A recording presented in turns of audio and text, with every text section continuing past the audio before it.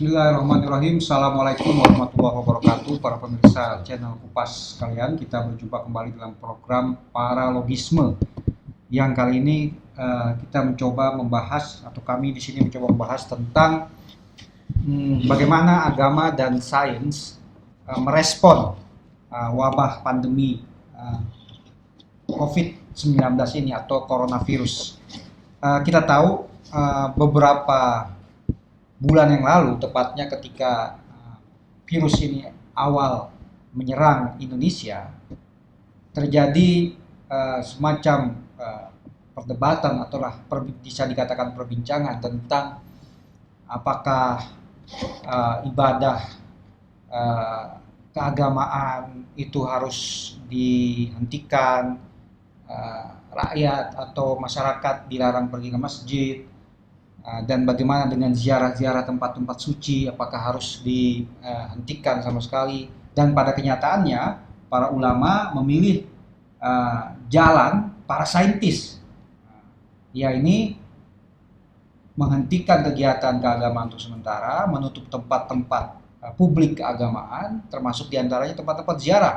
Padahal dalam sejarah Islam, dalam tradisi Islam, ziarah itu sering disebut-sebut sebagai tradisi atau praktik yang bisa menyembuhkan penyakit. Nah, kita tahu banyak cerita-cerita atau narasi-narasi seperti itu.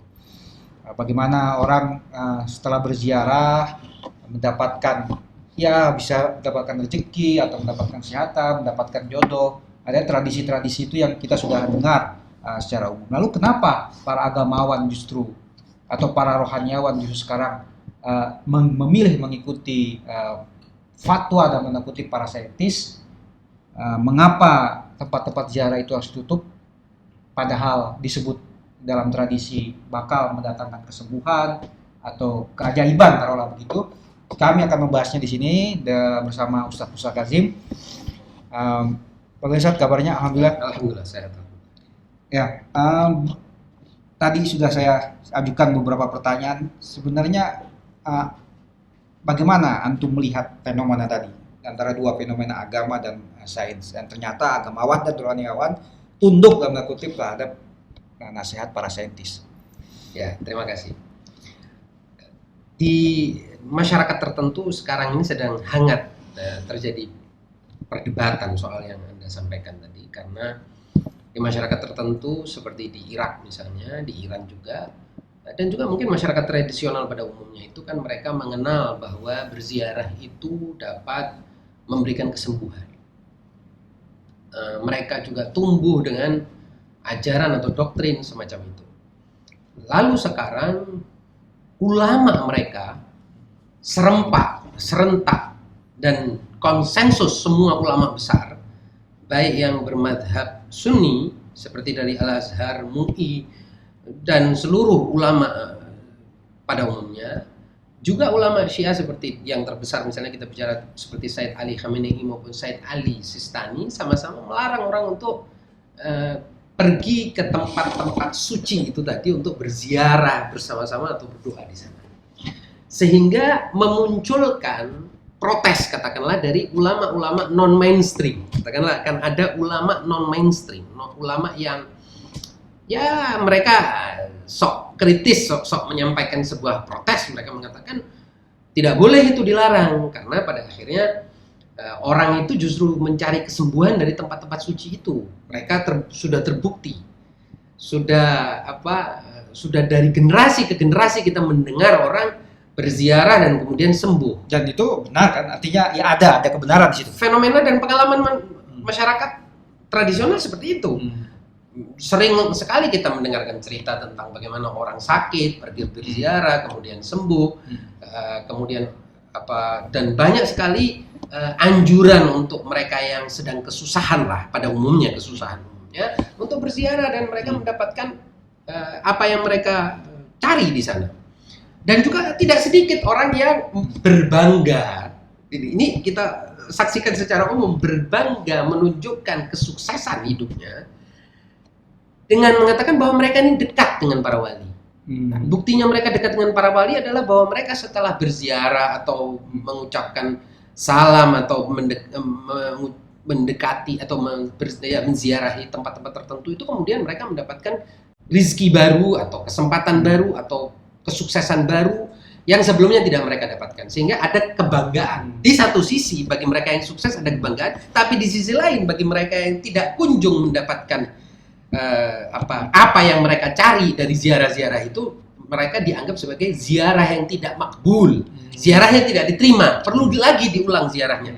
Jadi mereka yang sukses merasa bahwa kesuksesan itu datang dari ziarah, berbangga sebagai para kekasih wali-wali Allah atau orang-orang yang dekat dengan wali Allah. Artinya tamu yang diterima oleh para wali. Persis, tamu yang diterima oleh para wali Allah. Di sisi lain mereka yang belum dilecut dan dimotivasi untuk berziarah lagi dan seterusnya sampai mereka mendapatkan apa yang mereka inginkan. Nah, ternyata dalam kasus wabah corona ini para ulama besar baik dari seluruh madhab Islam justru menolak itu semua. Dan menyuruh umat untuk tidak berziarah, berkumpul di tempat-tempat suci, terutama tidak berziarah ke tempat-tempat itu sendiri. Berziarah dari jauh tidak ada larangan, jelas itu pasti masih dibolehkan. Berdoa pun pastinya masih disuruh dan dibolehkan dan dianjurkan. Tapi berkumpul ke tempat itu dilarang. Artinya di sini para ulama ini mengikuti saran dalam tadi yang Anda sampaikan, fatwa para saintis dan ilmuwan, ahli-ahli ilmu kedokteran. Mereka tidak mengikuti teks-teks yang menganjurkan orang untuk sholat berjamaah, sholat bersama-sama di tempat-tempat tertentu, atau berziarah bersama, berdoa bersama, tidak, tetapi menerima fatwa dari para ilmuwan. Nah, di sini timbul yang tadi saya bilang, suatu perdebatan di kalangan masyarakat. Saya juga jadi bertanya, jadi peran agama dalam konteks wabah ini jadi kayak semacam minim gitu. Ya, nah, mengapa demikian? Ini kan yang jadi pertanyaan kita kan justru mengapa dalam kaitan ini, dalam konteks ini, para ulama besar, kita bicara ulama-ulama yang kredibilitasnya sudah tidak bisa diragukan lagi, justru mengikuti saran para ilmuwan. Dan mendahulukan saran para ilmuwan dibandingkan dengan saran-saran yang ada dalam hadis-hadis ini. Ini artinya apa? Ini artinya kita sampai pada suatu kesimpulan bahwa dalam hal menangani penyakit wabah, sains lebih diutamakan, bukan anjuran-anjuran teks-teks agama itu. Sedemikian sehingga kita bisa memahami bahwa teks-teks agama itu datang selalu dalam makna yang umum, makna yang terbuka untuk pengecualian. Jadi di sini bagi mereka yang telah memahami usul fikih paham persis, tidak ada masalah sebetulnya. Tapi konteks ini kan yang umum ya. Nah, jadi kita kan bicara bagi mereka yang awam, kok bisa anjuran-anjuran yang begitu jelas tentang berziarah bersama, sholat berjamaah dan lain sebagainya tiba-tiba dilarang, bahkan sampai pada tingkat diharamkan bagi karena adanya rekomendasi atau fatwa dari para saintis. Itu mengapa? Kan pertanyaannya kan di situ. Nah, bagi mereka yang belajar usul fikih atau belajar agama lebih mendalam, paham persis bahwa teks agama itu bersifat open end, bersifat terbuka. Tidak pernah ada yang spesifik. Selalu terbuka. Selalu mengikuti konteks. Jadi dia teks yang selalu mengikuti konteks. Yang harus spesifik itu kemudian bisa menjadi teks itu gugur karena ada teks lain yang lebih kuat untuk konteks itu. Dan dalam kaitan inilah usul fikih kemudian merumuskan apa yang disebut sebagai adanya pokok-pokok agama dan adanya cabang-cabang agama. Pokok-pokok ini atau kaidah-kaidah umum inilah yang mengatur kehidupan orang beragama secara keseluruhan. Dan dalam kaidah-kaidah ini yang hadis-hadis spesifik tentang ziarah, tentang sholat dengan berjamaah atau tidak dan lain sebagainya harus mengikuti kaidah besar itu, kaidah utama itu. Nah, di antara kaidah utama itu mengatakan bahwa perlunya menyerahkan masalah kepada ahlinya. Dan ulama dalam kaitan ini telah menyerahkan persoalan penyakit kepada ahlinya, kepada mereka yang mengetahui masalah secara spesifik, yaitu para dokter atau mereka yang ahli virologi atau pandemologi atau apapun yang terkait dengan urusan COVID-19 ini. Jadi para ulama di sini justru mengikuti agama ketika mereka tidak memberikan saran. Berarti sebagaimana tetap mengikuti agama. tetap mengikuti agama ketika mereka tidak berbicara apa yang mereka tidak ketahui. Dan ini menjelaskan banyak hal. Pertama, bahwa ulama tidak bisa menjawab semua persoalan. Ini harus dipahami. Banyak orang mengira ada masalah apapun datang kepada ulama. Nggak bisa. Mungkin banyak orang ini sebetulnya kan mau yang dalam tanda petik, khususnya masyarakat yang tidak mampu kan, mau yang gratis. Dan biasanya saran ahli agama ini kan gratis. Karena ya itu tadi, kita kalau lihat di masyarakat modern, Pak Irman, anggaran untuk sains itu besar. Karena sains itu kan bicara tentang riset, adanya trial and error, adanya laboratorium, perlunya alat-alat tertentu yang semuanya itu memakan biaya, menguras anggaran. Sementara kalau agama kan teksnya sudah 1400 tahun lalu tuntas, wahyunya juga sudah selesai, segala-galanya sudah jauh lebih tersedia, buku-bukunya pun tidak sebanyak yang dihasilkan oleh sains, tidak perlu alat-alat yang banyak, jadi anggaran minim atau bahkan harapan dari masyarakat tidak ada anggaran untuk agama. Tapi lucunya diharapkan agama ini menjawab semua persoalan. Di sini problemnya. Nah, maka terkaget-kagetlah sebagian orang yang tiba-tiba mendengar para ulama mengikuti saran saintis. Bahkan mereka mulai mengajukan pertanyaan, berarti sains lebih kuat daripada agama atau saintis lebih bisa mendikte agamawan. Nah, ini juga ada persoalan. Misalkan ada yang mengatakan bahwa toh sains juga belum bisa memahami secara sepenuhnya virus ini dan juga realitas lain seperti misalkan tubuh kita juga, para fisikawan, para ahli biologi dan juga mungkin ahli psikologi belum bisa memahami tubuh kita, jiwa kita, dan kadang-kadang kan resep-resep agama juga manjur di situ. Respon metabolisme tubuh kita aja kan ada yang disebut dengan body doubt gitu kan.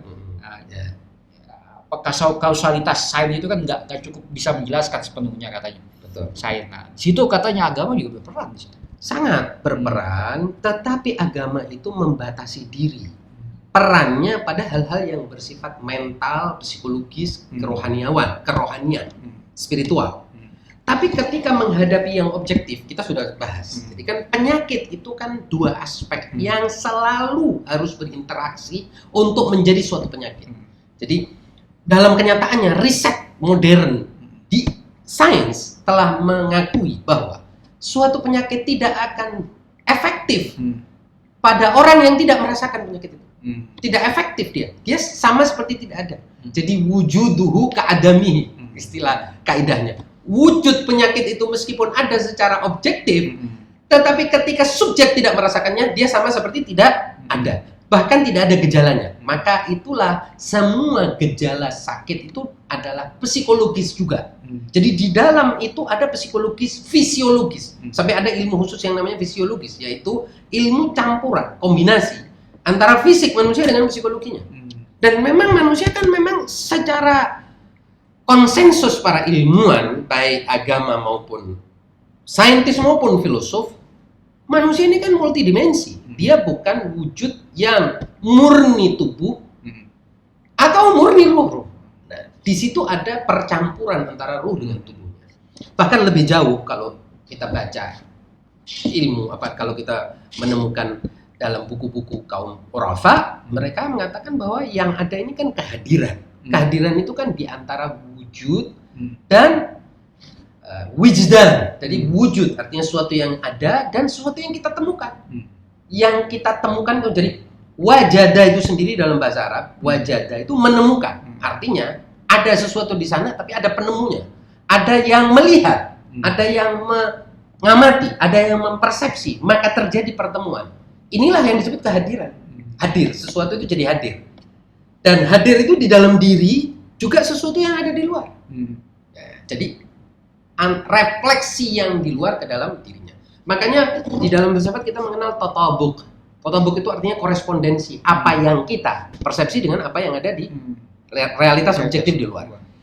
Dan gila itu Pak Irman, gila itu salah satu definisinya adalah ketika yang kita rasakan berbeda jauh dengan yang realitas di luar. Gila, artinya kontras. Jadi yang kita pikirkan ini warna hitam, ternyata di luar warna putih. Dan kalau kita deklarasikan, saya melihat warna hitam padahal semua orang lain melihat itu putih, maka kita dianggap gila. Padahal belum tentu ya. Maksud saya, kan makanya urafa itu dianggap oleh sebagian orang gila. Karena apa? Mereka melihat sesuatu yang dilihat oleh orang lain sebagai indah, oleh ahli ma'rifat boleh jadi dilihat sebagai sesuatu yang menjijikkan. Misalnya dosa, maksiat, dan lain sebagainya. Karena dia melihat sesuatu yang lain. Realitas yang lain, dibalik realitas yang tampak. Realitas yang tampak. Nah, inti yang ingin saya sampaikan adalah bahwa para saintis menjawab persoalan objektif virus dan penyakit dan wabah.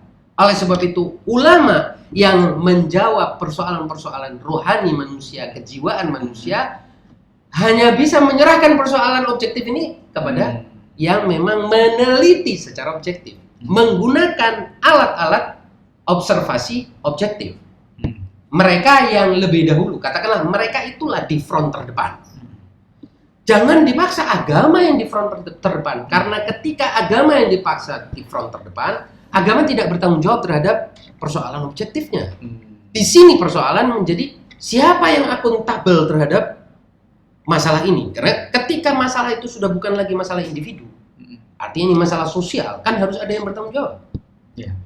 Nah, karena itulah mengapa para ulama menyerahkan masalah ini kepada saintis. Di satu sisi, di sisi lain pada pemerintah yang punya anggaran, yang telah mengambil dan memungut pajak orang, yang telah menyusun anggaran berdasarkan pada pendapatan negara dan seterusnya. Meskipun sekarang anggaran Ristek kabarnya dipangkas sangat besar. Nah, itu makanya itu lain persoalan. Lain persoalan, tapi bagaimana kita menempatkan titik seimbang antara agama yang ini pemahaman saya cenderung mengatakan bahwa segala sesuatu itu ada intervensi Tuhan. Artinya kalau Tuhan tidak berkehendak, virus itu walaupun kita berziarah tetap kan tidak akan menginfeksi kita. Itu salah satu. Ini pandangan ekstrim agama otomatis. Nah, pandangan ekstrim sains tidak segala sesuatu itu kausalitas. Nah, ada sebab, ada akibat. Bisa terasakan oleh indera, terobjektifikasi. Nah, di tengahnya bagaimana kita menempatkan pandangan tengah? Yang benar justru di tengah, yaitu yang disebut sebagai al-manzilatu bainal manzilatain. Kaidah ini dalam filsafat ya. Yaitu posisi tengah di antara ekstrim yang menyatakan segala sesuatu itu bersifat ruhani, maka carilah mukjizat dan doa dan penyembuhan secara ruhani juga. Di satu sisi orang berpikir seperti itu salah. Di sisi lain mereka yang mengatakan bahwa segalanya harus bersifat objektif, positivistik dan hasil dari pembuktian lab, ini juga tidak bisa dipakai. Harus ada sesuatu yang di tengah. Yaitu bahwa kita tidak menolak peran doa, peran hal-hal yang bersifat rohani, karena tidak bisa ditolak. Menolaknya mau pakai apa? Toh ini sudah menjadi sebuah bukti anekdotal, istilahnya begitu ya. Orang yang punya cerita mengalami kesembuhan menggunakan cara-cara rohani ini begitu banyak, sampai Alexis Carrel itu salah satu dari ilmuwan atau ahli kedokteran yang mendapatkan hadiah Nobel karena penelitiannya tentang pengaruh doa terhadap para pasien dia. Ini penelitian di tahun 1960-an atau 50-an mungkin. Alexis Carrel, dan terkenal bukunya. Dia menunjukkan bahwa doa itu sangat berpengaruh, bahwa keyakinan orang terhadap apa yang ada di depannya itu sangat berpengaruh. Lalu ada juga penemuan oleh ilmuwan Jepang yang menunjukkan bahwa pengaruh molekul air terhadap pola-pola air terhadap tubuh manusia, dan ada juga Herbert Benson, ya, peneliti ahli kedokteran juga yang menunjukkan bahwa relaksasi atau ketenangan orang akan memberi imunitas yang lebih kepada tubuh manusia, ya, ketenangan, dan dia kemudian menganjurkan makanya orang yang sakit harus lebih banyak relax, ya, melakukan apa yang dia sebut sebagai relaksasi, sehingga dengan begitu imunitas dia akan meningkat. Di satu sisi ada pendekatan, ini kan pendekatan sebetulnya objektif tapi mau mengarah kepada pendekatan agama. Di sisi lain agama kita lihat sekarang ini, ulama-ulama terbesar mengatakan ikuti saran sains. Jadi sebetulnya yang benar memang di tengah ini. Tidak ada yang boleh mengklaim bahwa dialah pemegang kebenaran mutlak. Mau datang dari manapun dia. Dan di sini sebetulnya kita ingin mengatakan kepada semua pihak. Artinya mereka yang belajar agama, ya, yang sebelah kanan, maupun mereka yang belajar sains, kita ingin mengatakan, bos, jangan klaim kebenaran sendiri. Karena ternyata kebenaran bukan di sisi Anda. Nah, ini di tengah inilah kenyataan yang ada. Jadi kenyataan itu adalah kesadaran atau kehadiran sesuatu yang objektif sekaligus subjektif. Seperti yang pernah saya sampaikan dalam video yang lalu, subjektif dan objektif harus bertemu. Gitu. Harus bertemu, karena kenyataannya memang hanya seperti itulah seluruh kenyataan. Bahkan mungkin nanti suatu saat kita akan bisa sampaikan bahwa yang disebut sebagai mawjud, sesuatu yang wujud, yang menjelma itu adalah apabila subjek merasakannya dari suatu objek yang hadir. Kan gitu? Harus ada yang merasakan. Nah, ternyata penelitian fisika kuantum sekarang juga sudah menemukan hal yang sama. Jadi Schrödinger kitten yang disebut sebagai kucing Schrödinger itu mengatakan bahwa kucing itu baru berbentuk ketika ada persepsi sang pengamat terhadap kucing itu. Kalau tidak ada pengamatan dari sang pengamat, maka kucing itu bisa juga bukan kucing tapi laba-laba atau serigala atau apa kupu-kupu atau apapun yang lain, partikel apapun yang lainnya. Ketika diamati maka dia menjadi. Dan sekarang hampir setiap disiplin ilmu itu ada sisi subjektifnya, ada sisi objektifnya. Nah, itulah mengapa sekarang kan yang berkembang itu metodologi interdisipliner. Tidak ada lagi yang bisa mengatakan bahwa metode atau ilmu saya atau disiplin saya inilah yang paling berjaya. Nah, itulah mengapa nanti di masa akan datang kita akan gugat misalnya metodologi ilmu politik, metodologi ilmu ekonomi yang seringkali menganggap dirinya paling hebat. Paling menguasai segala-galanya, paling universal, paling memahami manusia, kebutuhan manusia, paling memahami kebutuhan manusia. Ini akan terlihat sekali bahwa mereka ini berantakan. Justru mereka yang bikin rusak. Salah satu faktor perusak kehidupan manusia zaman sekarang adalah resep-resep para ekonom. Dan di situ sebetulnya kerusakan dalam pengertian korupsi terjadi yang terbesar bagi manusia. Nah, kemudian juga biologi, ilmu kimia juga yang menjadi salah satu faktor kerusakan dia agama yang digelembungkan sehingga mencakup segala hal ini. Agama yang menolak objektivitas. Menolak objektivitas dan menggelembungkan dirinya sampai mau memakan seluruh ilmu lain. Jadi dia mau menjadi raksasa yang memakan semua ilmu lain. Semua ilmu dianggap kecil, tidak ada artinya, dialah yang paling besar. Dengan klaim bahwa dia mengatasnamakan Allah Subhanahu wa taala. Karena namanya sendiri ilmu agama. Ilmu agama. Padahal dalam kenyataannya selalu dia lemah. Bahkan saya kebetulan riset kecil-kecilan. Saya misalnya lihat 1000 tahun terakhir lah misalnya. Agama ini justru mengikuti perkembangan sains, bukan sebaliknya. Sains mendorong perkembangan agama. Jadi harusnya kan agama mendorong perkembangan sains. Ya, karena memang misalnya Islam yang saya tahu itu Rasul Shallallahu Alaihi Wasallam itu sangat menekankan pada ilmu pengetahuan. Sampai ada hadis yang saya kebetulan kutip beberapa hari yang lalu di Twitter saya, yang menurut saya luar biasa. Ketika Nabi mengatakan, "Man ahabbal ilma wajabat lahul jannah." Siapa yang mencintai ilmu pasti masuk surga.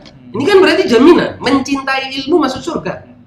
Nah, tapi kenyataannya kita lihat para agamawan ini justru menerima resep, data dan fatwa dari para saintis dan mereka terpaksa mengikuti kata-kata saintis. Contoh sederhana saja sebagai ilustrasi Pak Irman. Darah itu Pak Irman di dalam agama adalah sesuatu yang najis, benar apa enggak? Ya. Darah najis. tidak boleh dimakan. Ya. Tapi perkembangan ilmu kedokteran menunjukkan bahwa infus darah itu harus bagi orang dengan kondisi tertentu. Akhirnya agama menerima. Tidak ada sekarang, tidak ada satupun agamawan yang menolak infus darah. Tidak ada. Dan itu artinya apa? Menerima kenyataan sains menemukan darah itu berfungsi baik untuk manusia yang mengalami kondisi tertentu, kritis atau apapun, yang kekurangan darah dan lain sebagainya. Maka dibolehkan infus darah. Dan mereka tidak ada lagi berdebat soal apakah suci atau tidak suci, ataukah ini najis atau memasukkan barang najis. Nggak ada, sudah semuanya sepakat bahwa itu bukan bagian dari memakan barang najis, bahwa tidak najis ketika darah masuk tubuh manusia sudah suci kembali, dan seterusnya dan seterusnya. Nah, bahkan kalau misalnya sains menemukan bahwa babi itu adalah, katakanlah jantung babi itu adalah jantung yang terbaik bagi manusia, ya agamawan akan menerima. Kemudian kalau misalnya dalam beberapa madhab misalnya, contoh sederhana misalnya ikan tertentu itu mana yang bersisi atau tidak, siapa yang bisa menentukan? Yang menentukan saintis, yang menentukan ahli ikan ya, yang disebut sebagai biomaritim ya, orang-orang yang ahli kelautan yang bisa menentukan ini ikan bersisi atau tidak. Agama hanya akan bilang boleh memakan ikan bersisi. Apakah yang ikan, misalnya ikan bawal ini ikan bersisi atau tidak, ini agama tidak bisa menjawab. Nah, oleh sebab itu kemudian kita masuk kepada kesimpulan bahwa dalam kehidupan sosial, beda bukan kehidupan individual, dalam kehidupan sosial masyarakat, publik ya, konstelasi publik atau urusan kebijakan publik, yang paling diperlukan adalah pembagian tugas. Masing-masing tahu tugasnya, tupoksinya, tahu wewenangnya. Jangan terabas semua hal dibicarakan. Nah, kalau sudah semua hal dibicarakan dan mengklaim itu sebagai kebenaran, beda kalau kita membahas dan kita tidak mengklaim. Misalnya kita membahas beberapa waktu lalu virus, misalnya saya dan Anda kan tidak mengklaim ahli virus, ahli virologi. Kita kan membahas dari sudut pandang filsafat. Tetapi bahaya kalau orang mengira apa yang dikatakan oleh ustadz ini adalah suatu yang datang dari Allah dan kebenaran yang harus diikuti. Ini bahaya. Gitu. Saya kira di situ yang paling penting. Jadi harus ada ini Pak Irman, harus ada pembagian tugas, harus semua orang tahu disiplinnya dan batas disiplinnya. Ilmu saya sudah sampai di sini aja. Untuk urusan ini sekarang kita serahkan kepada yang ahli lainnya. Dan di situ saya lihat kurangnya kesadaran dari para ahli ekonomi, karena hampir membabat seluruh ilmu lain dan mengeruk potensi dari seluruh kekayaan yang ada dan mendorong kehidupan. Nah, ini sains yang namanya ekonomi ini menurut saya yang daya destruktifnya parah di dalam kehidupan modern. Nanti kita akan bahas itu. Ya, nanti kita bahas. Makasih para pemirsa sekalian. Demikian pembahasan kami tentang posisi agama dan sains dalam suasana wabah pandemi COVID-19 ini. Pembahasan ini juga terkait dengan pembahasan-pembahasan sebelumnya. Jadi Pak pemirsa sekalian dipersilakan untuk menyaksikan video-video diskusi kami yang lain di channel kami di YouTube di Kupas Channel dan juga di channel podcast kami di Spotify. Demikian Pak pemirsa sekalian, kurang lebihnya kami mohon maaf. Wassalamualaikum warahmatullahi wabarakatuh.